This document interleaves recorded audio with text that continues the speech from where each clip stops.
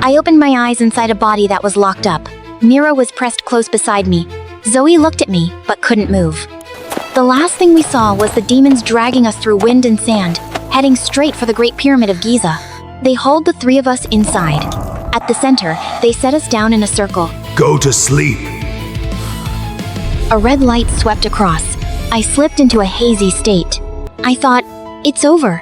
Then I heard a voice. Mira, Rumi, can you hear me? Zoe, where are you? Answer us. Is anyone here? I couldn't tell what direction it was coming from, but that sound kept getting closer and closer. The demons were strong. Gino and Bobby could only track the trail and follow. Both of them were stopped before they reached the center. A security zone. Not the main route. Gino didn't answer. His hand slid along the stone, searching for a gap. He twisted a protruding piece of rock, and a door opened. Inside was an ancient coffin. The two of them shoved at the lid together, but it wouldn't budge. Rumi! Mira! Zoe! Where are you? Let's go. Staying any longer is dangerous. Gino looked around, then looked up high. Up there. At the top, there was a talisman. They rose onto their toes and carefully peeled up each edge, and the coffin lid snapped open. We shot upright. I sucked in a breath. Zoe coughed violently. Mira clenched my hand. Gino hauled us up and gripped my shoulders hard. Bobby supported Mira, letting out a breath of relief. We went back to the United States, but the scandal online was everywhere. Oh!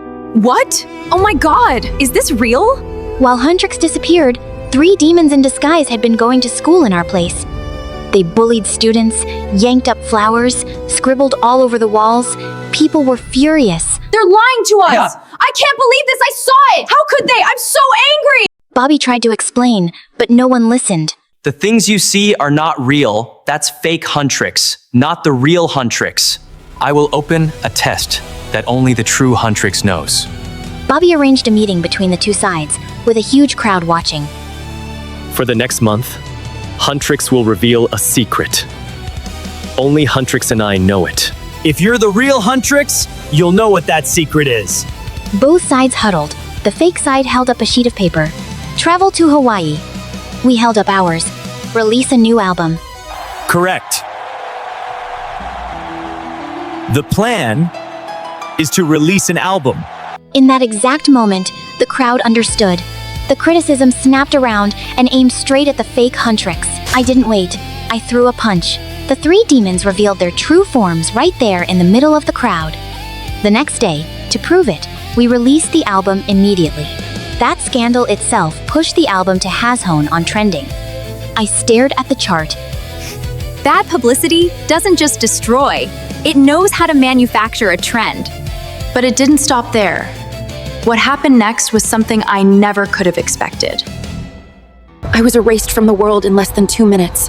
That night, after a long dance practice, I walked back to the dorm. I had just replied to Zoe's message. Practice at 8 tomorrow. When I heard footsteps lightly touch the ground behind me, I turned around, barely had time to say anything, when a black van slid up beside me as if rising out of the darkness. A hand clamped tightly over my mouth. I only managed to let out a single sound before the whole world tilted to one side. I woke up in a cold warehouse, my hands and feet tied, the ropes digging so deep they burned. She walked in, her smile a twisted blend of excitement and distortion, a female idol who had once filmed a show with us, someone I always thought only had professional rivalry with me. Rumi, the audience loves you too much. I want to feel what that's like. Then she walked out, and when she came back, I couldn't believe my eyes. She was wearing a silicone mask with a face identical to mine. Every feature replicated so perfectly it was terrifying. The corner of my eyes, the curve of my lips, even the tiny mole under my right ear. From now on, I'll be you. And you? You'll stay here forever. The steel door slammed shut, leaving me in suffocating darkness, with nothing but a small TV connected to a hidden camera on her body, along with her final message. Watch how well I become you. The days I was locked up stretched on like a nightmare with no end. Only the knowledge that someone out there was living my life. During the first few days, no one suspected a thing. Morning drinks with Mira, lunch with Zoe, even telling small jokes exactly like I usually did. Both of them just thought I was tired, or a little moody after a long schedule. Her smile, the way she leaned back when talking, even the soft I always made when Zoe cracked a joke, were all perfect enough that no one noticed a single crack. But one day, Zoe looked around, then pulled Mira into a corner of the practice room. These past few days, don't you think Rumi is completely different? Her movements, her voice, everything feels wrong. Mira nodded slightly. I noticed too. She's doing everything like Rumi, but it's not her. Zoe lowered her voice. Mira, do you think that's not really Rumi? Mira clenched her hands. I'm afraid that's true. One evening after schedule, the fake Rumi quietly left the dorm, walking into an empty hallway. Mira and Zoe passed by, meaning to call her, when they heard her voice through a door left slightly ajar. Handle that girl. Make her disappear cleanly. I need a few more days. Huntrix completely trusts me already. Zoe covered her own mouth to stop herself from gasping. Mira froze for several seconds, then whispered, That is not our Rumi. Right after that, I was loaded into a van by two men dressed in black and taken somewhere far away, apparently so that I could disappear as quietly as possible. That very night, both of them reported it to the police and followed the signal from the tracking necklace the stylist had sewn into my stage outfit. Something I once found unnecessary, but had now become my only lifeline. The signal led to the outskirts of the city, right to the warehouse where I was kept. The door was kicked open. Flashlights shone straight into my face. I thought I was dreaming when I saw Mira and Zoe running in. Rumi! Zoe hugged me, her hands trembling and cold. Thank you for coming. Mira untied the ropes and pulled me up, her voice choked but still firm. We're here. You're safe now. Burst into tears, as if suddenly remembering I was still alive. The police caught the fake Rumi as she was attempting to flee. When we returned to the dorm, Mira stood guard at the door, and Zoe didn't leave my side for even a moment. Zoe touched my shoulder and whispered, Don't disappear again. I was terrified. I smiled. I still have many things to do with you two. I'm not that easy to replace. Mira spoke softly. No matter how many masks someone wears, we'll always recognize you. And I understood. It wasn't because I was famous. It was because to Mira and Zoe, there was only one Rumi. Apparently, life wasn't about to cut us any slack, and right after that, Schmon. Lately, Mira's name has been getting yanked onto the hot search nonstop. One blurry clip. A girl who looks exactly like Mira, coldly tossing fan gifts into a trash can. Overnight, the internet detonated. Fake. Boycott. HUNTRIX fooled the fans. Mira stared at the screen like someone had just slapped her across the face. Zoe and I replayed it again and again. And the more we watched, the more impossible it felt, because it really did look like her. It's not me. I've never done that. The problem is, people believe it. Then we find who staged it. A day later, the three of us slipped out for a walk to escape the online storm. But the second we hit the street, I had a feeling someone was following me. Someone's following us. Let's trap them. We deliberately sped up and ducked into a narrow alley. At the last turn, I stopped without warning. Zoe slid to block the front. Mira pivoted to seal off the escape. The person behind us started to turn away, but Zoe grabbed her wrist. Don't move! She turned around. All three of us froze. That face was Mira. Who the hell are you? How do you look like me? Why do you look exactly like Mira? And what's your purpose in following us? I was following you. I was getting ready to replace her. Replace what? Replace Mira. I'm a product of the Demon King. He created me to slip into HUNTRIX and split you apart from the inside. When HUNTRIX falls into conflict, fans will flood over to Saja Boys. And then it becomes easy to steal human souls. So the clip of throwing away fan gifts. That was you? Yes. We have to bring the truth into the light. We do a press conference, and we bring her with us. Let the fans see it with their own eyes. The next day, the press room was packed with cameras. The entire media held its breath as HUNTRIX walked out. Mira sat in the middle, face set. Today we will tell you the truth. And then, the side door opened, but what came out was only a white rabbit. You've got to be kidding me? HUNTRIX thinks we're a joke? This is way too far. Zoe stepped forward. Calm down. I knew this would happen. It's not Mira, and it's not a rabbit. It's a soul-hunting demon. What it's best at is shape-shifting, throwing us off, making us look like liars. So that hot search clip? Fine. Then watch. On the huge screen, Zoe played the video she'd recorded when the three of us caught the fake Mira. In the same instant, Zoe launched her weapon straight at the rabbit. The demon's true form burst into view in front of everyone. The room erupted. Chairs scraped. People stumbled back, screams scattering through the air. Camera flashes went wild. I took a breath. Huntrix isn't asking you to believe blindly. We're only asking you to verify before you judge. As we stepped off the stage, Zoe leaned close to my ear. Now that it's shown its face, it can't live in the shadows anymore. And I knew it. The real game had just begun. Then, that story led to this story. Jinwoo asked to meet me on an ordinary night. We talked for a while, and then he said, Rumi, I want to change. The doctor said that if I kept neglecting my health, just one run of shows would wear me out really fast. He looked straight at me and said, I don't want to live like that anymore. I want to be healthier and better. Okay, I understand. Then train, I support you. From that day on, Jinwoo got serious in a way that was honestly scary. He set aside 2 hours every day to go to the gym, ate a balanced diet, and went to bed on time. I stopped by the gym sometimes and saw him training like he was laying brick after brick for a new body. No showing off, no noise, just consistency.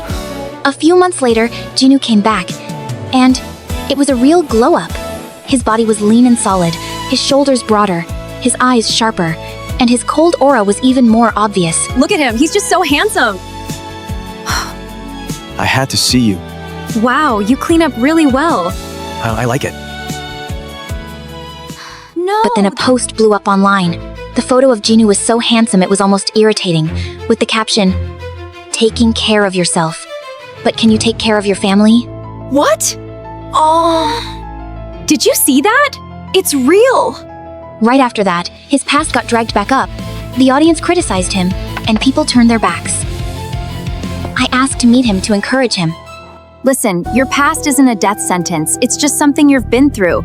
And you're trying to get better, and that's the truth. Who would know about that? And why would they pick that exact caption? This is something only people close to you could know. Oh, Abby? Lately, Abby's been strange. He doesn't start conversations. When we run into each other, he just glances past me. And if he does talk, every sentence is sharp and rude. Like, I'm annoying him just by breathing. We need to look into this more. We can't conclude it's him just because of that. Maybe you're right. Then one day, Jinwoo was passing by the stairwell hallway when he froze after hearing Abby's voice. Yeah, keep posting. He's slowly getting the audience to turn their backs. So it really was you. Why would you do that? I don't like it. In the group, there should only be one guy with a six-pack. How did you train like that and make me lose the spotlight? Jinwoo said, I train for my health. The doctor said my body can get weak easily if I don't take care of myself properly. I'm not competing with you. I'll let you have it all. Abby froze. I thought you were trying to outdo me. Outdo you for what? I just want to be healthy enough to perform. I'm sorry. That night, Jinwoo's mom went live.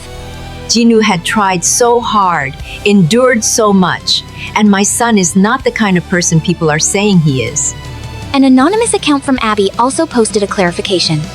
The post spread fast, like a hard stop to all the lies. The next morning, Jinwoo texted me to arrange a meeting. Thank you. A glow-up isn't just about looks. It's about not letting anyone write your story for you. And this time, Jinwoo smiled. Just a little, but enough for me to know. Everything had been resolved.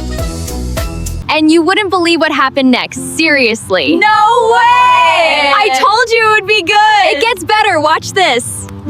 I and Jinwoo are getting married. You know, recently, the trainees in my company kept receiving harassment messages, promises of power, threats, manipulation. Everyone stayed silent. No one dared to report it. In this industry, reputation is a rope around your neck. Just one slight pull, and your future shatters like glass. At first, I thought it was just some bored lunatic, until the messages started appearing regularly on my phone, then on Zoe's, Oh my gosh. then on Mira's. I know you finished practice at 11:20 p.m. That white dress yesterday looked perfect on you. One morning, right after a chilling message, I've sent a gift to your doorstep. we opened the dorm door and saw a small box lying in the middle of the entryway. Zoe whispered. This person knows where we live. In that moment, I understood. This wasn't just harassment. He was watching, and he wanted we to know he was very close. From that day on, we knew. If we stayed silent, he would go further. And that was how the craziest plan of my life was born. A fake wedding. Jinu was the first person I thought of. Because everyone knows Jinu doesn't date, doesn't have scandals, doesn't compromise. He listened to our story and simply said one sentence. All right. If it protects the three of you, if it protects Rumi, I'll do it. The wedding day came. The MC raised the microphone. The moment everyone has been waiting for. The vows. Right at that moment, the phone Zoe was holding for me vibrated with a new message. You dare to get married in front of me? No doubt anymore. He was watching live at the exact moment I stepped on the stage. Rumi, the message was sent through the building's internal network. The VIP network can only be accessed by senior staff. Mira, at the control area, opened the network system. There's exactly one unknown device online in the VIP network.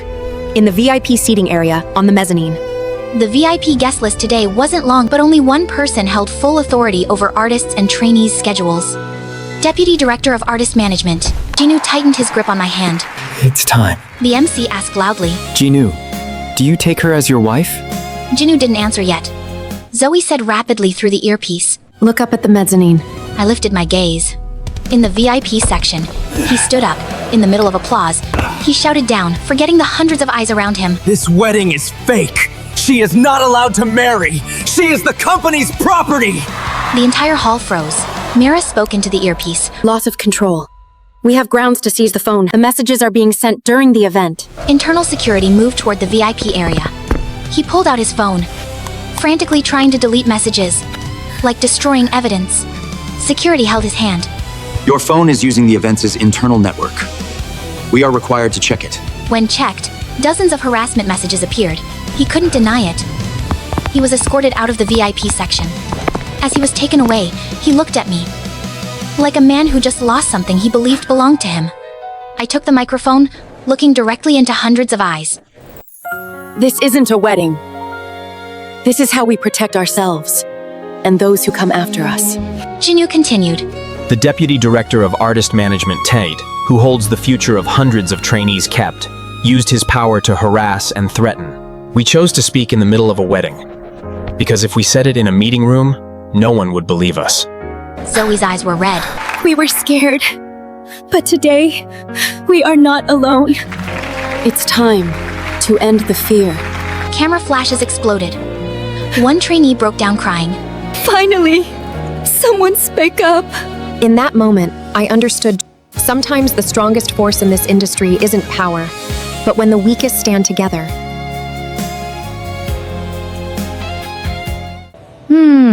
And then after some time... Hi, I'm Rumi. I'm a member of the girl group HUNTRIX. And tonight, I want to tell you about a night I will never forget. The night I realized that real fear isn't about screaming, but about the silence that stretches endlessly before it. That night, our group had just wrapped up our final rehearsal in Los Angeles. Everyone had already gone home, but I stayed behind on the 4th floor of the agency building to polish a few dance moves. The white fluorescent lights reflected off the mirror, and the air was so still I could hear the faint hum of the ventilation fan.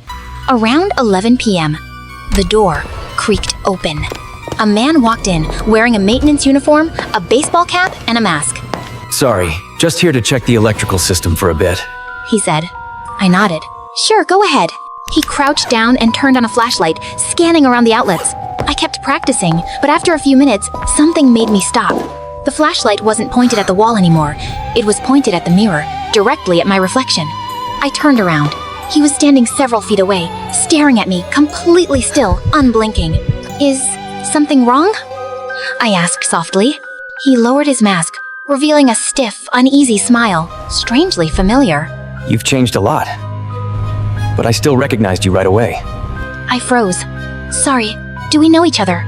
He nodded, voice low and even. 3 years ago, at your concert in San Francisco, you leaned down and handed a towel to a fan in the front row. That was me. I gave a polite smile. Oh, I see. Well, thank you for coming that day. I still have that towel. I wash it once a month. Don't worry, it still smells just like your perfume. My smile vanished. I took a slow step back, my heart pounding.